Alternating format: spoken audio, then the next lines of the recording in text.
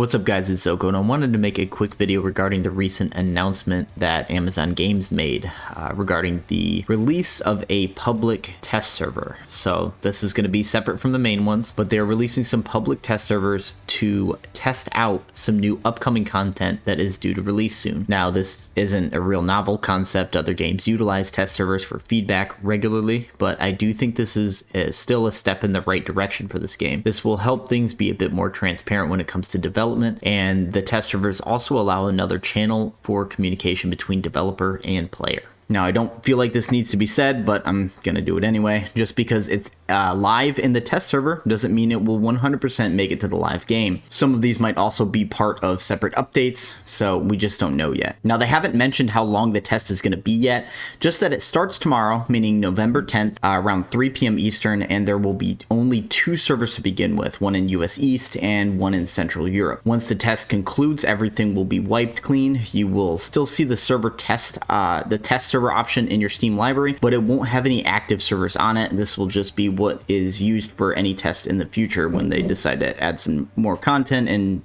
give it a test out. To help expedite the feedback they're trying to get, any new characters will have the ability to instantly level to select level ranges and be outfitted with appropriate gear for that range. Now, if you're rolling your eyes at the idea of a test server and saying, why join that server when my server seems like a test server given all the bugs that it has? And to you, I would say, fair point, but do you know what you can't do on the main server? Use the Void Gauntlet. That's right, they are testing the release of the new weapon that was data mined a ways back. Personally, I am very excited about this because any new weapon that gets added just increases the amount of build combinations that we will be able to do. And for me, that is my favorite part about this game. Now, the Void Gauntlet itself is going to be a magical DPS / support hybrid weapon. This is going to be the first weapon that also uses focus. Now with this, we finally have something for the life staff to really play and synergize with instead of having to use the Amber Gem and sacrificing a bunch of your damage in doing so to make some sort of a build that works with it. So this is a welcome addition for sure. It's always good to have some more variety. Now, thankfully, we do have some more substance to this update than just that. On top of being able to try out the Void Gauntlet, they are launching both new missions and mobs. There will also be a new NPC to give quests associated with this enemy type. That will be Abigail Rose, who will be located in Western Everfall. On top of that, we get a new legendary quest series to go along with the Void Gauntlet launch. After you hit 60 and you max your Void Gauntlet skill, players will be able to seek out the Antiquarian Abington in Reekwater to start this new weapon quest line. It's very important to note, however, that you need to have completed both Magaki's Stratagem, I always say that one wrong, and Shattered Mountain and Legatus Fulvius quest series in Reekwater to have the ability to even start it. They have also made some new tweaks to the main storyline quests. They've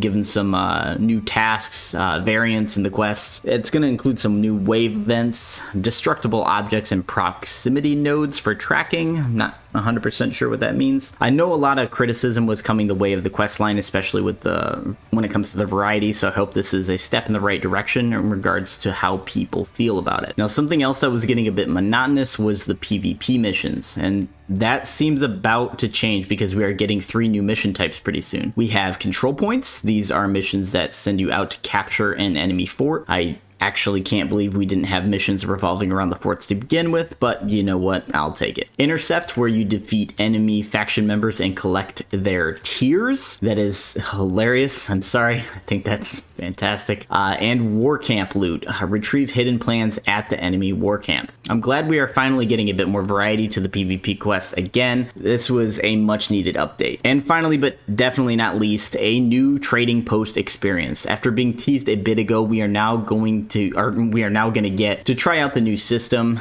That new system links all trading posts together, allowing you to buy from anywhere within Eternum. The fees you pay still come from the settlement where you post your item from. Same with the taxes earned when it sells, it goes back to the settlement it was posted at. And any items that expire will go back to the settlement, again, that it was posted at. That all makes sense. Now, how do you access the public test server? Well, you just have to have a copy of the game, and if you own new world. It just automatically unlocks the server for you. It will take place in a separate client, so be aware of that. You need to make sure you have the hard drive space for that. And again, not all regions are initially going to be supported.